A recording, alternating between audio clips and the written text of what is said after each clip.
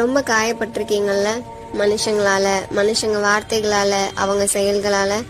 யாராச்சும் என் காயத்துக்கு மருந்து போட மாட்டாங்களா அப்படின்னு ஏக்கத்தோட இருக்கிறவங்க மனசு மனுஷங்களுக்கு புரியல அப்படின்னாலும் தேவனுக்கு நல்லாவே புரியும். அது எப்படி காயத்தை கொடுத்தவங்க கிட்டயே காயத்துக்கான மருந்து தேடுறீங்க? மனுஷங்களுக்கு காயத்தை கொடுக்க மட்டும்தான் தெரியும், அதுக்கான மருந்து போட தெரியாது. அந்த காயத்தோட வலி என்னன்னு அவங்களுக்கு தெரிஞ்சிருந்தா அந்த காயத்தையே கொடுத்துருக்க மாட்டாங்களே. நீங்க எல்லாரையும் புரிஞ்சுக்கிறீங்க, ஆனா உங்களை புரிஞ்சுக்க யாரும் இருக்க மாட்டாங்க. நீங்க பலருக்கு ஆறுதல் சொல்வீங்க, ஆனா உங்களுக்கு ஆறுதல் சொல்ல ஒருத்தர் இருக்க மாட்டாங்க.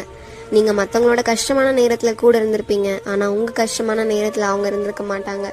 மத்தவங்க நம்பிக்கையை நீங்க காப்பாத்திருப்பீங்க, ஆனா உங்க நம்பிக்கையை அவங்க காப்பாத்திருக்க மாட்டாங்க.